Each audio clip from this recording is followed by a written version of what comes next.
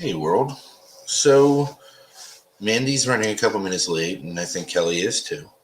Um, so, I'm just live. And, you know, transparency transforms. The three of us came together to do this because transparency really heals, right? Like, as Mandy said in the pre-show that we did, shame is and guilt are hidden in lies and secrets. Uh, and when you're transparent and honest and open, you realize it's okay to make mistakes. It's okay to screw up at times. It's okay to just be you. And you have this personal freedom, right? Because when you accept yourself, others accept you, right? And we're just going to continue doing topics that we are passionate about and that align with us and ourselves and who we live into each day. Um, it's not always easy. It's not always comfortable. Kelly's on live now with us. See, and it jumped right in. So it's a good thing that she's wearing clothes today. I And, wouldn't jump in if I wasn't wearing clothes. well, you only jump in like that when you sign in through my account. Because if you signed in as the guest, then you don't automatically jump in. So Yeah. it's okay. I mean, if there wasn't clothes, then you're transparent too, and Right. we just go from there, right? So all I was doing was explaining a little bit again of why we're doing this. Mandy's running a few minutes late, so she's jumping on. She's still not feeling well either. Seems to be the common theme here is not feeling well. Yeah.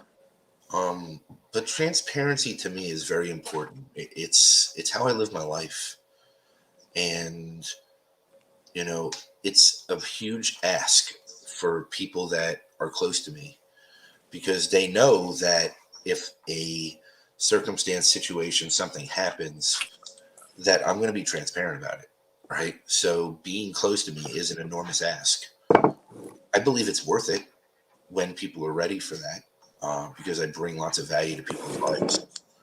Um, and it's not like I throw people under the bus, but I do talk about circumstances and situations that can make certain people uncomfortable. Life is, for me to stay whole and live on my journey and live in my path is to be transparent. It means a lot to me. It's an enormous part of my core values and me being comfortable with who I am. For me, it shows that I accept myself. I embrace myself. I embody myself. When I'm wrong, I hold myself accountable. Um, and trust me, I'm wrong a lot, so it's okay. Um, and today's topic is interesting to me because the lies we tell ourselves, right? Like I think it's a never-ending list of what we tell ourselves at times. And I find this a very important topic. And I'm sure Mandy will have amazing insight to it, right? With the therapy and, working with patients and stuff. But like, and her degrees and her experience and knowledge. My experience is based on my experience. She has the insight of dealing with others.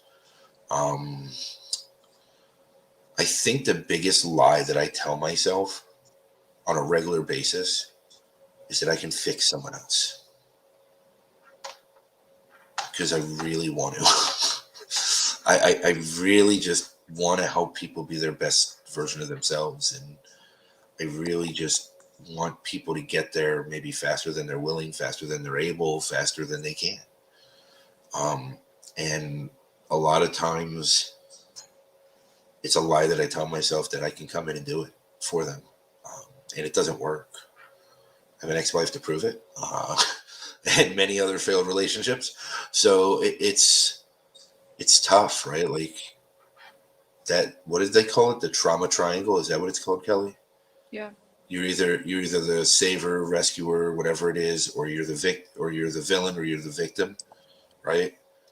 Like I lived in that victim mentality for so many years of my life, and then I also portrayed the villain for so many years of my life because at some point when you stop being the victim, then you start being the villain, Yeah. and until you break out of that dynamic, right? And with all this deep, intense psychotherapy that I've been doing with a spiritual psychotherapist and all the other things I've been working on my healing journey, I really feel like I'm breaking out of that pattern finally for the first time in my life. Um, and it's interesting. It's sometimes when you get into something new, it's like you don't even know what your place is, right? Like for me, that's what I'm noticing. Like anytime I'm in a dynamic, whatever it is, any kind of dynamic, friendship, relationship, parentship, family ship, whatever ship it is, business ship, sometimes I don't know the dynamic because it's a new role for me because I'm not walking in a role. I'm not trying to save anyone. I'm not trying to be the white knight. I'm not trying to be the villain or the victim anymore. Yeah. Um, and being healthier in that way is very uncomfortable for me because I don't like not knowing. I do not like not knowing what my role is. So it makes me extremely, extremely uncomfortable. And I'm learning to embrace that feeling of being uncomfortable and embrace the pure intent of just allowing things to be whatever they are. Mm-hmm. Um, Still not great at it. Kelly could be the first to tell you how I spiral and run with it and then spiral and then run with it. But I think that's a big part of it for me. It is this learning experience in a healthier, so much of a healthier way. Kelly, what's a lie that you tell yourself? I mean, I think um, what you said is pretty common for people that, like, if I love this person enough, if I do this, if I, if I just, if I'll just do this, then I have some impact on some other person. And just recognizing that we can only control ourselves, that everything else is allowing. Everything else, like you said, we just have to allow other people their own journey.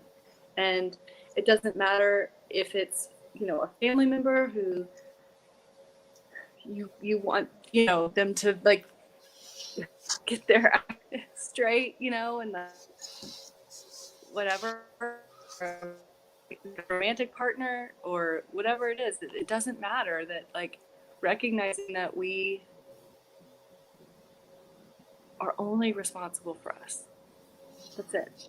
You can only be responsible for yourself. And I think that's a really good one. I don't know. I was thinking about that kind of in preparation for today. Like, what are the lies that I tell myself? And the things that kept coming up were those bargaining things, which a lot of times have to do with what you're saying. Like, well, you know, knowing that something isn't, maybe, I don't want to use the word right or wrong, but, like, knowing that maybe something isn't the best path, but choosing it and bargaining. Like, well, if I do this, then this, this is okay because of actions, because of whatever.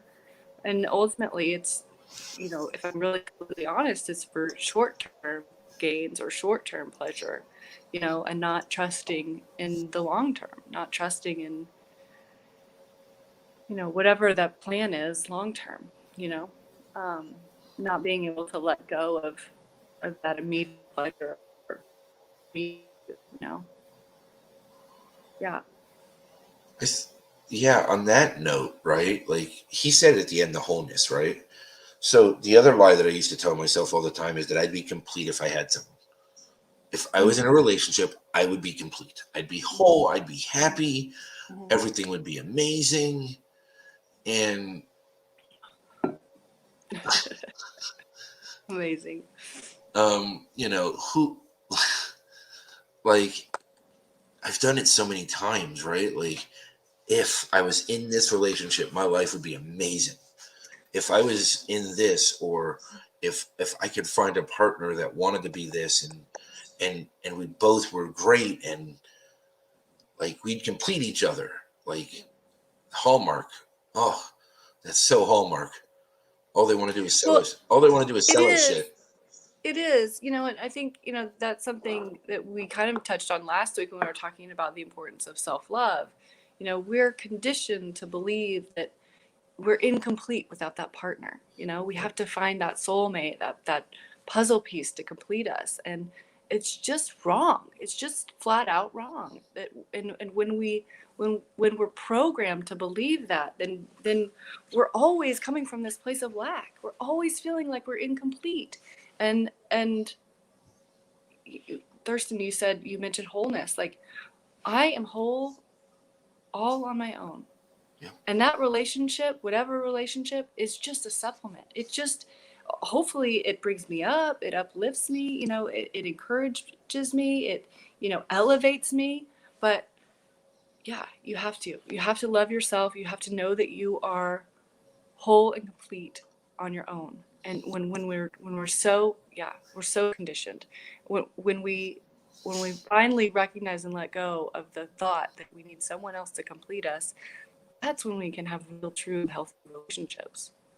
But you know what I realized is, while on this journey, it's scary. It's scary to be whole and not to have anyone to blame, right? Because then I might be to blame, right? So then I've got to look at myself with this acute self-awareness. Yeah. And most people don't want to do that. Yeah. They don't want to be self-aware of where they're at and what they're doing and their role in things. And don't get me wrong. I mean, I've done my share of blaming and shaming and guilting because that's how I was conditioned, right? So I was reflecting how I felt outward from inside. And don't get me wrong, I still have things that I shame myself for and blame myself for and guilt myself for.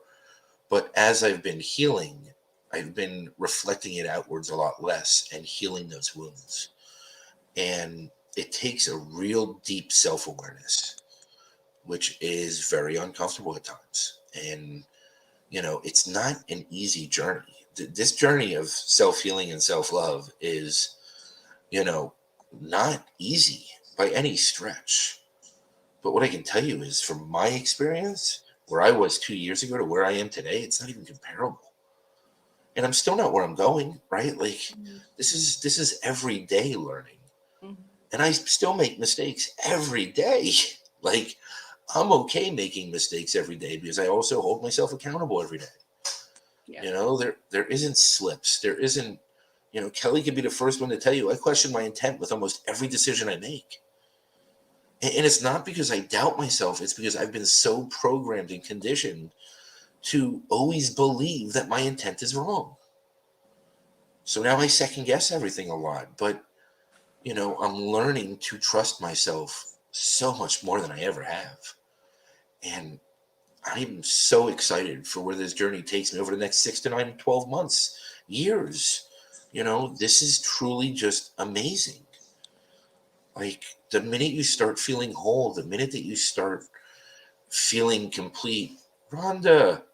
No, we never arrive. The day we arrive is the day we die, and since they won't let me die. Right. I love that, Thurston. Like, it's so true. Like, life is a journey, right? Like, there isn't some point where, like, we are just all of a sudden, we're there, we're enlightened, like everything's perfect. No, life's a journey. Like, and this whole thing, like you were talking about, it's reprogramming. We're just reprogramming, right? And absolutely we can break away from that and transform, and we're constantly reprogramming that conditioning.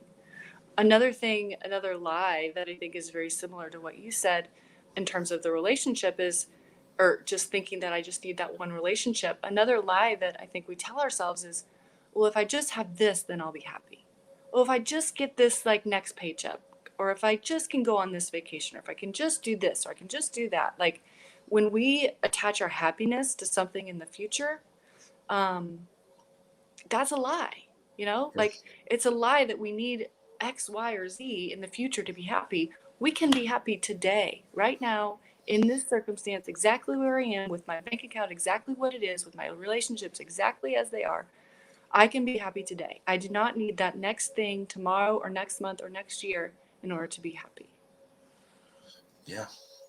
And I mean, Linda's comment's amazing. Rhonda, I love you and adore you as well. And yes, we're all trying to work in a matrix type system and trying to find our own personal freedom within it, right? And until enough of us get to that point, then maybe the matrix breaks, right? And we've been conditioned, programmed, trained taught to believe that we're so much less than we are. Mm-hmm. And, you know, I'm a big person of affirmation, right? Like, I give affirmation like most people dream of, right? When somebody's close to me, they receive a ton of affirmations because it's just one of the ways that I communicate. And it's a love language that I communicate in. Yeah. I think that's the best way to explain it. And it could be any type of love. It doesn't need to be a romantic love. Because I really believe people don't hear it enough. Yeah. Right. And I know I never did. Right. And not in, okay, so not in the ways I needed to. Right. Because their trauma passed down to trauma. It's generational trauma. It's DNA trauma. It's whatever you want to call it. Cellular trauma. Yeah. So, okay. So I jump on Instagram every once in a while, and just the most amazing posts always pop up in my face because it's just ironic. And I believe with social media, you are what you follow, right? So I follow things to feed me, not to destroy me. And if it's taking away from me, then I don't follow, or I unfollow, or I block. Hey, Mandy. Hi. So Mandy will like this one too, actually. So this is the Instagram post that popped up right before we went live. Okay. Who is happily looking for a soulmate, but feels like they ended up with a degree in psychology, specializing in narcissistic personality disorder. This is the world we live in, right? Mhm. We are told this fairy tale dream that Right. you have to find the love of your life, and that's what will make you whole. That's what will make the world amazing. Hmm. And we all want to go out and find this somehow, rather than looking within and building Right. ourselves up within, love ourselves on that level. Right.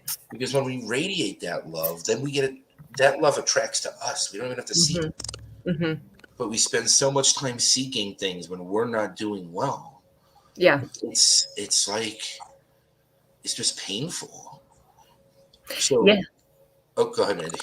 No, I was just gonna say, yeah, it's like you kind of want to. It's not like Disney's gonna be watching. It's like you kind of want to blame Disney for some of this stuff, right? Yes. And not really. I love Disney, but it's just that from such a young age, we get the message that sense that there's this fairy tale, love out there, and um, and when I work with couples, one of the things that I say to them, and that I've had to realize for myself and things like that too, is that it takes two healthy people to have a healthy relationship. And if you don't do your own work individually, then you won't even have a chance at having the kind of relationship you want to have. And we all deserve to have the best kind of relationship. And that takes a lot of vulnerability and hard conversations sometimes. And if it's the right person, though, then they should make you feel safer, and it should be more bonding. But yes, to your point about the Instagram post, it's like so many of us are racing after something that we don't even realize is unattainable. And the reality is that it's just trying to make you feel something that you want within yourself. And and okay, so neuroscience time. We are literally wired in our uh, neurobiology for connection. So we crave relationships. We're pack animals, right? Like all of that stuff. And so there's this innate desire. But if what you've grown up in and what's been modeled for you and all the message that society sends your way ends up inundating you so much to where you get the skewed perspective, then you're going to attach to something that's not good for you. So, let's see. Kelly, what were the two lies that I said that I tell myself all the time, just so Mandy can catch up real quick? I love that, Linda. Yeah. Yes. Great pointing out. Good job, Mandy. The two lies that you said were, the first one was that you could fix someone. Yeah, that's a good one. Yeah. That you can, or to fix someone, and then the other one was that you needed a relationship to make you happy. Oh, to feel complete and whole. Yeah. And then I added on to that the whole thought that like this next thing's gonna bring me happiness. that like I need this next thing to be happy, or this next thing to be happy, and that happiness isn't that's not happiness. You know, if I'm relying on the next thing to bring me happiness, then I'm never gonna be happy. Really. I love this, Thurston. We were talking about just lack, and you know, the way you explain this in terms of mentally living in like abundance and prosperity and happiness, even if physically sometimes you fall out of it. You know, just the importance of where you are mentally is really. See, I have an issue with the word abundance. I don't know why, but I do. Mm-hmm. I feel like not every person in the world could be living abundantly because that's way too much abundance. So what if everybody lived in a limitless mindset to where you can be anything that you're able to be, and anyone can just be their best selves at any point in time, elevate it up and get to their whatever their highest level is. You know, I was horrible at video games. Never made it to the high levels. I beat Contra just because I never stopped playing it. In all the sports games, I was really good. Even hockey, which I hate. But like, it just for me, I look at life very logically, and sometimes, and when I hear abundance and everybody wants to be abundant, everybody wants to be abundant. Like, I just want to be limitless. I just want to be the most that I can be and the best that I can be at any given point in time. And you know, I mean, yeah. Whatever word, Sorry. whatever word works for you. You know, whatever image of that works for you. You know, for some people, abundance is a very catchphrase. You know, a lot of people are using that, and I get that imagery of like overflowing. You know, I have more than enough. You know, I have enough. Abundance implies that I have enough to give to others. You know, I have so much I can give. But yeah, I totally understand your aversion to that word, especially right now with its overuse. Yeah, I think just whatever attached to that. I mean, after spending years of feeling like I was in abundance and pouring from my cup into strainers, not even other people's cups, but literally they were human strainers. And like, I realized that you can be as abundant as you want. If you're not abundantly whole, none of it matters. And you need to, everybody needs to replenish from somewhere. Right. And I don't know if, like, for me, I don't know why I'm stuck on this word. I don't know why, but it really irks me. I feel like abundant means that I never run out, which is not true because I pull from the universe. I pull from source. I pull from my beliefs, all that stuff, my faith. And, you know, so for me, it's just limitless possibilities. You know, it's not an abundant supply, it's limitless. And I just tap into the limitlessness. If that's even a word. Yeah. Well, and I think too, it's all going to go back to recognizing that we have to unlearn a lot of things to be able to grow. And it's those, you know, belief systems that we have in place about ourselves that we don't always realize we have. You know, I didn't realize until I started doing my own work that I was part of my people pleasing behavior, part of my, you know, never wanting to rock the boat or have a voice or things like that stay under the radar was because I had this belief from experiences when I was younger that I'm not lovable. And so now I gotta hustle for that. Now I gotta make sure I can be who everyone else needs me to be so I can feel that way about myself. Yeah. And I can tell when I'm in which, you know, if I'm in the unhealthy side of me or the healthy side of me based off of, you know, checking in with myself now, what belief am I operating out of? You know, and you know, which kind of going back to that, you guys were talking about your lies, like that would have been one of my lies, you know, and one that I have to like actively keep in check, you know, from time to time, you know, because you know, like, you know, healing isn't a one and done thing. It's not linear, it's messy. And, you know, I think for me, the more I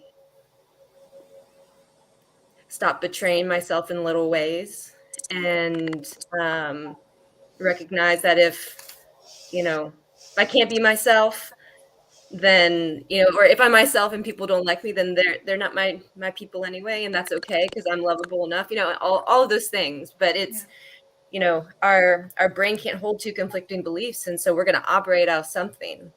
And so if you find yourself stuck in the same patterns over and over and over, you're doing the same thing in relationships over and over and over, you can't get past certain behaviors or habits or whatever.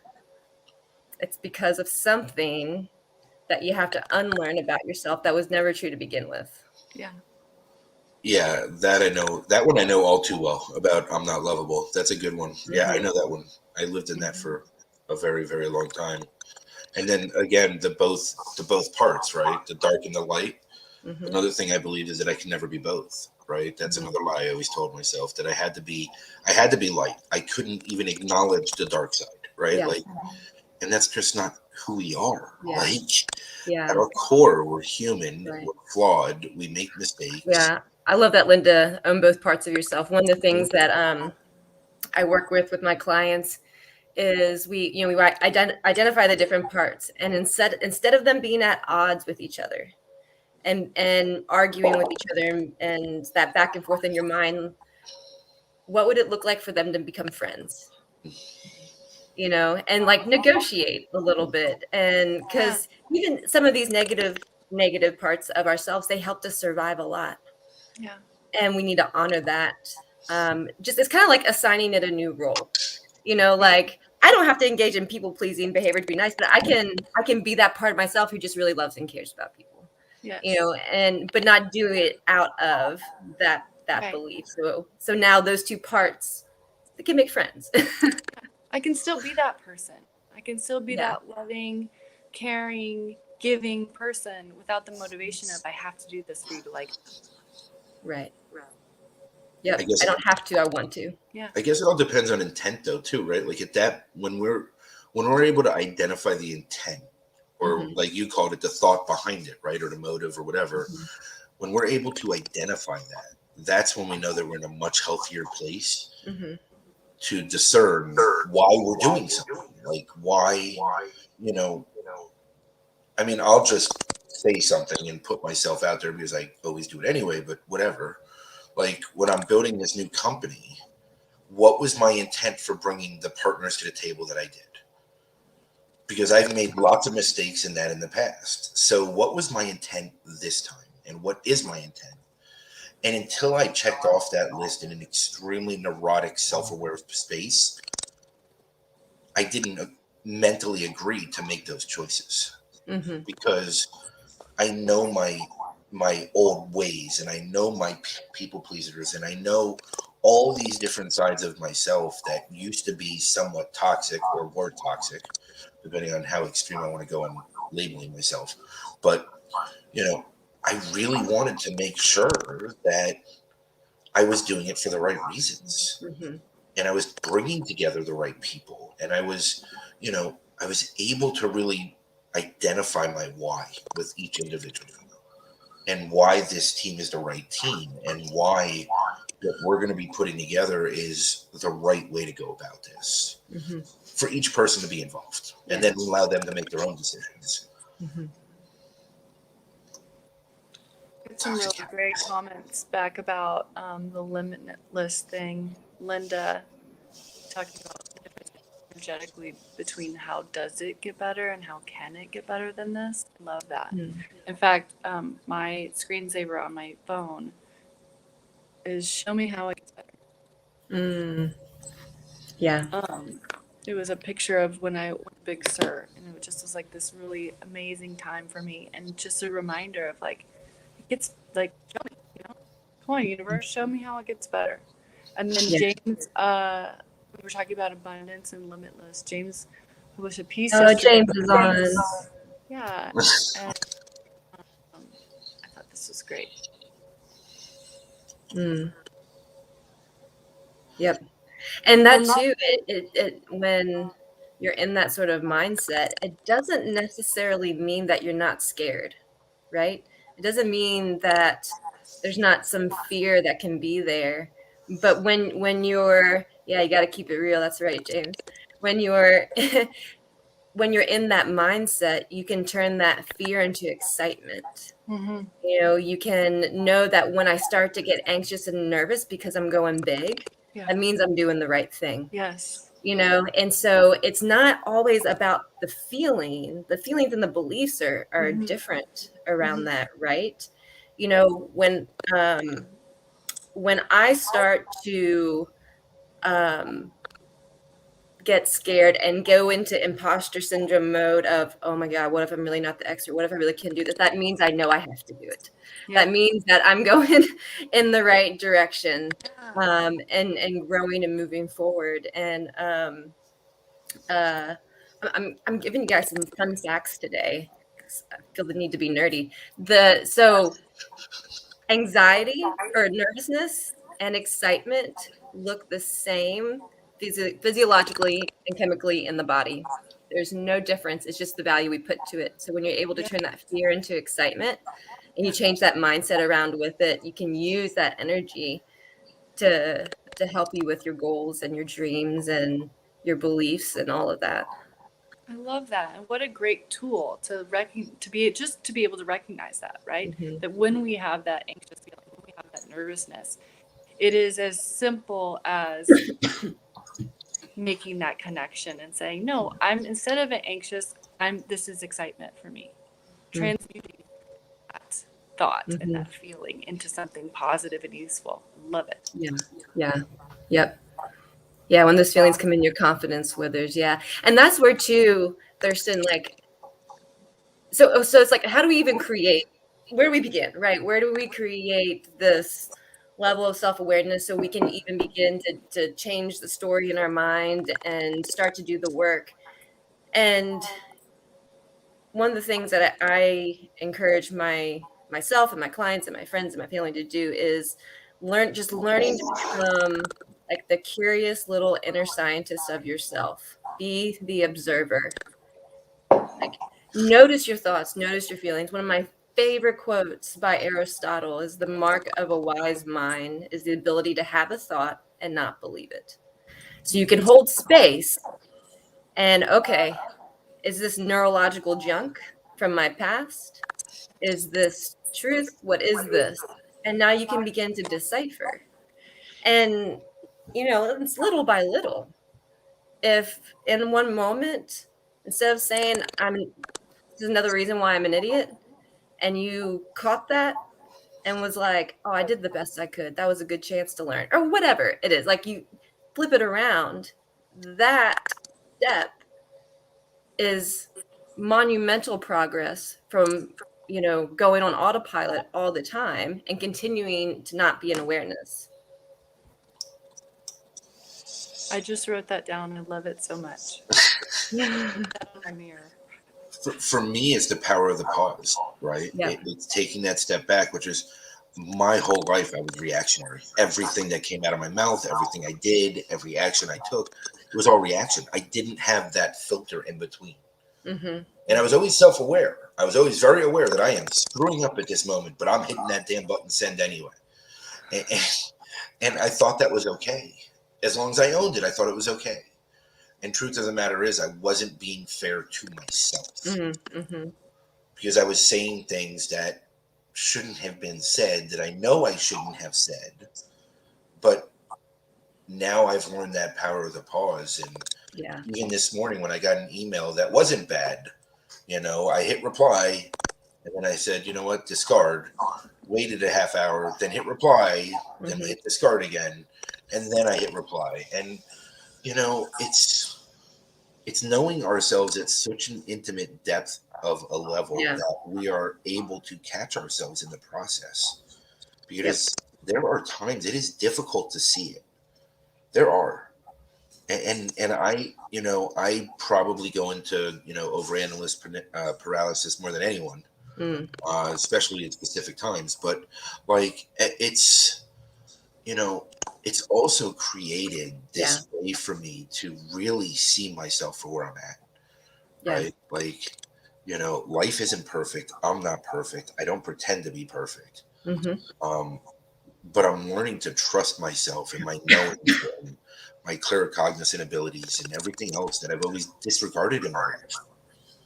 I was always a great carnival trick, or a party trick, but never really believed in myself until recently. And now I'm making choices for me and what's best for me, and that I can reflect to those around me that really care.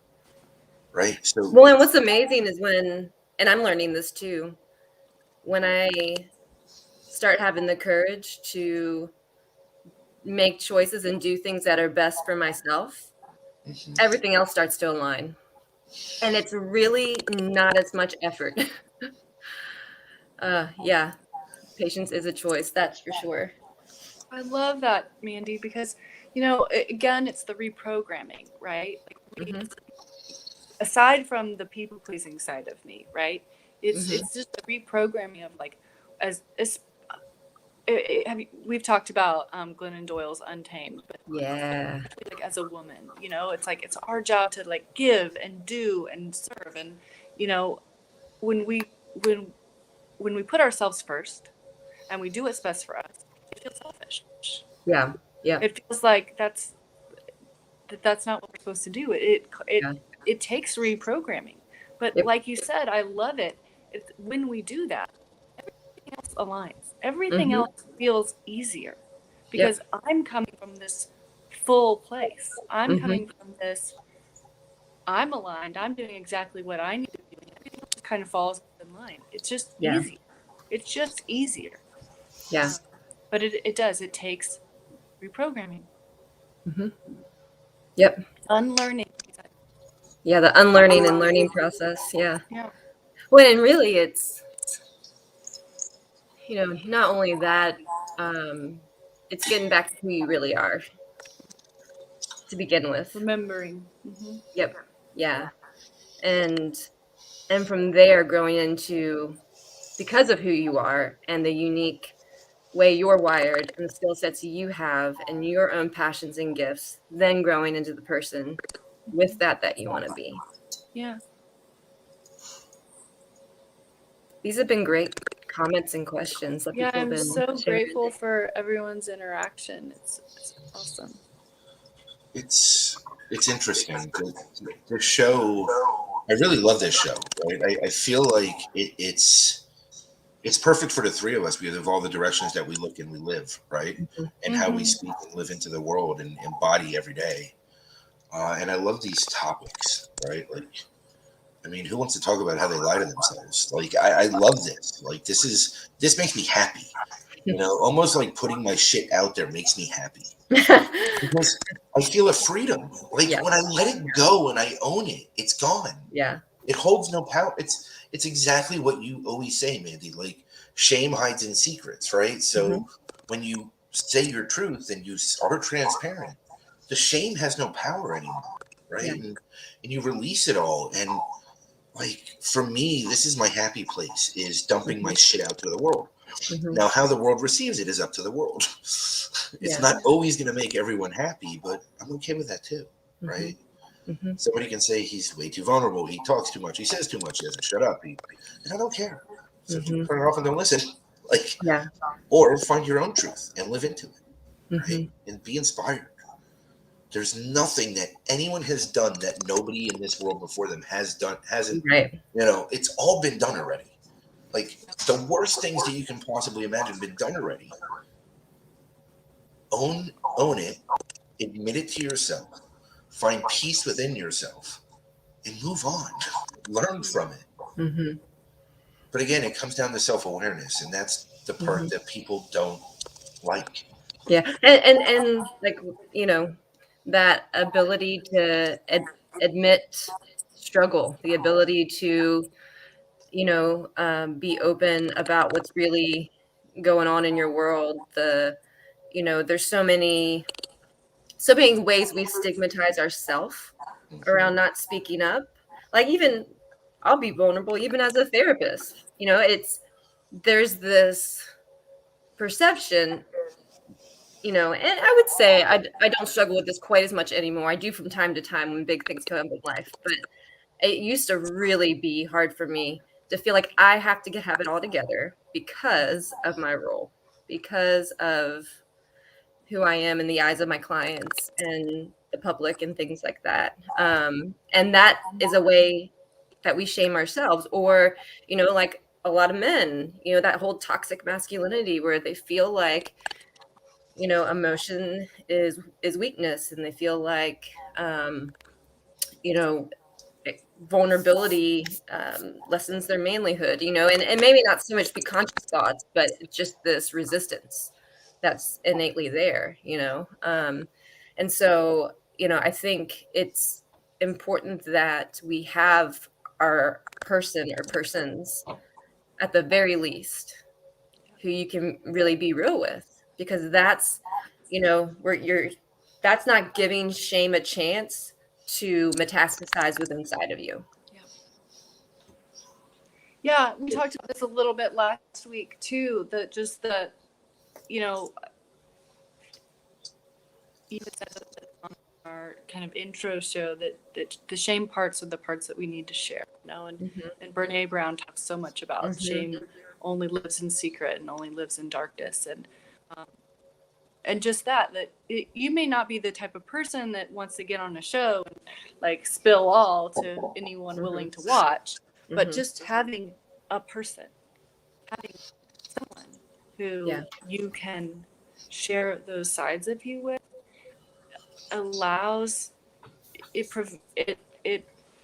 stops that shame from growing. Yep. And whether it's a therapist or a coach or a friend, I had a session yesterday with a coaching client, and she was just in tears, sharing something that she had never shared with anyone before, and we had that conversation about, shame only lives in darkness, and whether it's with me or your husband or your best friend, these things we have to just get out. Just say the words, get them out of you, release it, and you could tell the difference from in her countenance from the end of the conversation to the end of the conversation, Yep. And again, it doesn't have to be this. We believe very strongly, and the reason why we're on this show is that through our transparency, we transform and others transform, and that's why we're doing this. But I don't believe that everyone has to do that. I think everyone has to have a person. Everyone needs to have someone that they can just be completely raw and vulnerable and honest with. Yeah. Because isolation doesn't just mean you're physically isolated. It means you're not emotionally or mentally connected. And isolation is one of the biggest indicators of early death. Loneliness, isolation, those are huge contributing factors. That's why mental health, depression, anxiety, all of that skyrocketed during COVID. It's part of the reason why. And so by holding any sort of belief that things are just fine and I'm going to stuff it down, as a joke, I joke around saying you're going to put it under the rug and then have really high rugs. And it's only going to hurt you even worse and create all sorts of issues. Yeah. But it's hard. It's the hard work, but it's the hard work that leads towards peace and freedom.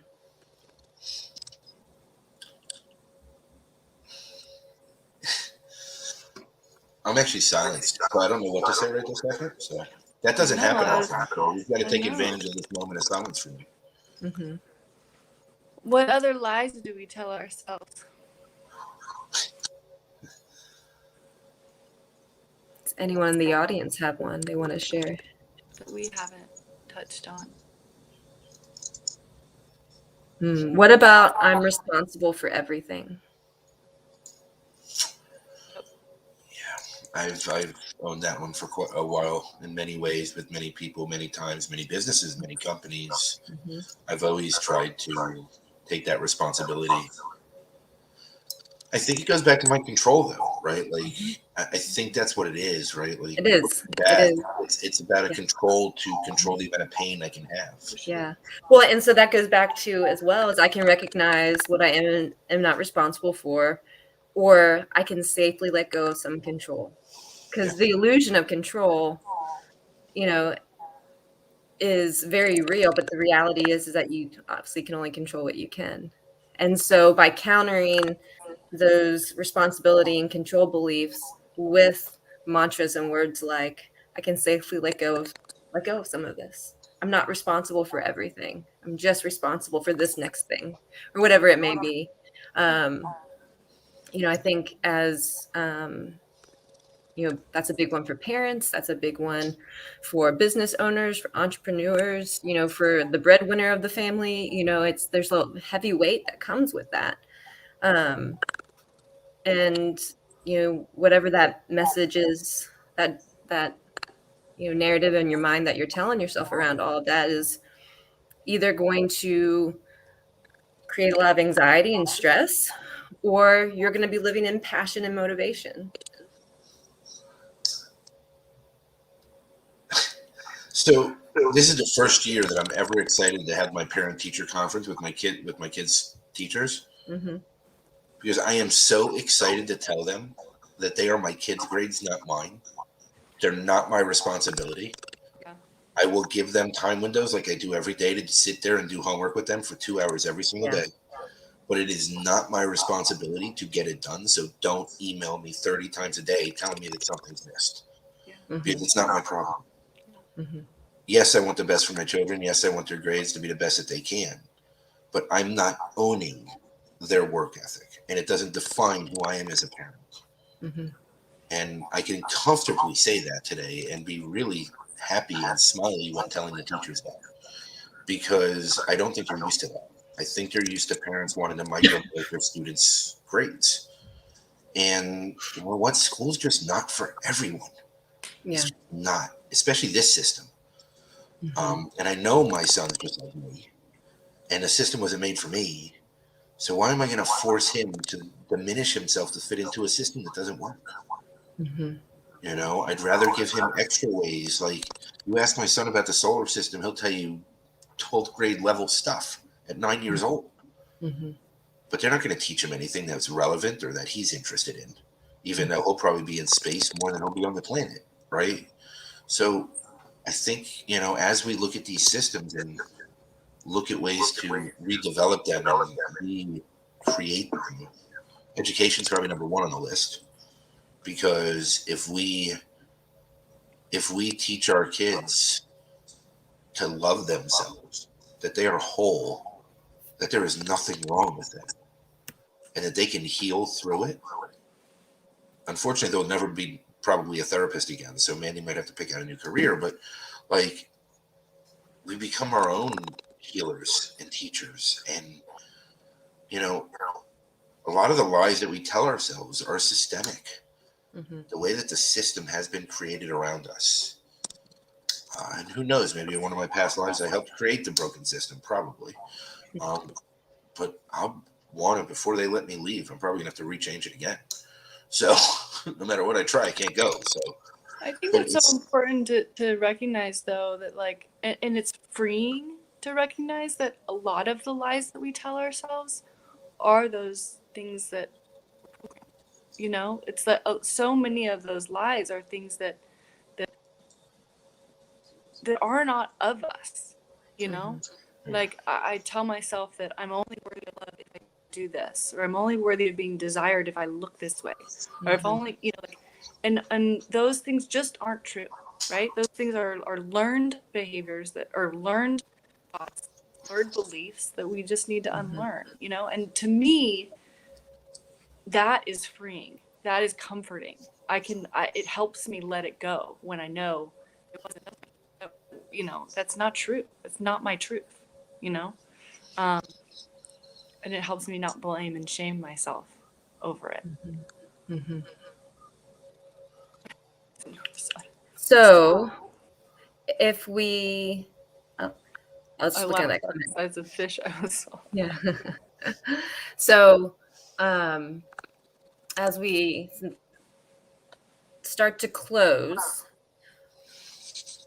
all right, Kelly, what of all the things we're talking about today if you could share one message with the world that you really wanted them to know, what would it be?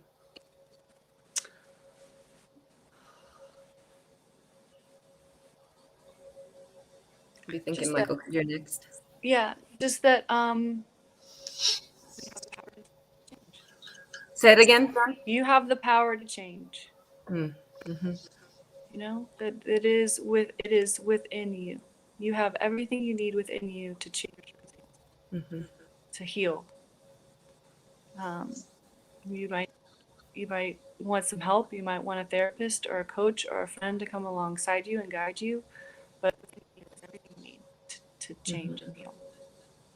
There's a quote. Was it Young? Or is it Carl Rogers? I'm forgetting now, but it's the crazy paradox is that once I accept myself as I am, then I can change. Mm-hmm. Yep. Yeah. Oh, what's one message? One message. I have to summarize it into one. Um, I'm gonna go with fixing it, right?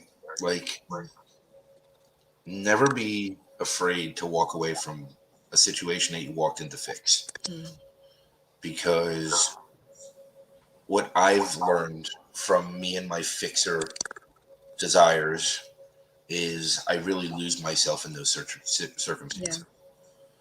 And there's a lot of fear in this world that if you walk away from something, then you're giving up. If you walk away from something, you're just not being true. If you're walking away from something, then, you're a failure, right? I choose to look at it as a lesson. I choose to look at it as closing a chapter and opening a new one. Mm-hmm. And I've really learned that releasing the self-talk around walking away has created this ultimate amount of freedom for me. Mm-hmm. Personal freedom that matters to me, right? Not what the world sees as freedom. I didn't wake up to a 20-digit bank account. I didn't wake up to 1,000 Bitcoin in my wallet. I didn't, none of these things. But what I have is my personal freedom, and I can create anything. Anything. I can create it all. I have the ability to create my own world, so I'm going to. Awesome. I'm betting on me. There's so many that I would say. It's hard. Yeah, it's hard to pick one. I asked the question. I'm not even prepared.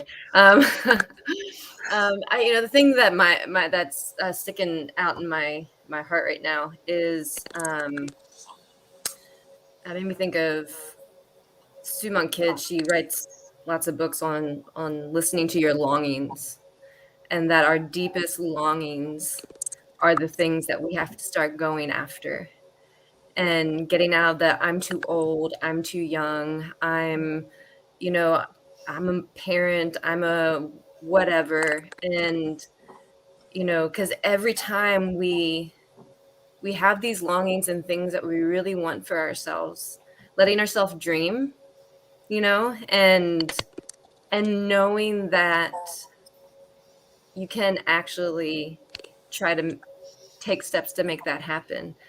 But when we don't listen to our longings, we die a little bit, and then it's years down the road and there's contempt for life. And so I think it would be encouraging people to start dreaming more for themselves and look at your longings. One of my personal therapists, when I was going through some pretty big crises in my life and some trauma, one of the pieces of advice he gave me was, when you're in crisis it's a really good time to let yourself dream about what you really want. So even if you're going through a lot of shit right now, like, this is the time to do that. I think it's always time to. Awesome. I wanted to go back. There was one thing that Thurston had said that really resonated with me about being of service. It's such a great point. I think my mom always says, when you're not content, go serve someone. Yeah. And it does. It's like an instant reset that serving other people. Helps Really put things in does. perspective. Yeah. Yeah. Awesome. Good work, guys. Well, world, thank you very much for entertaining us. Thank you for your engagement, interactions. We'll be back next week, and we have no clue what the topic is yet, so we'll figure that out.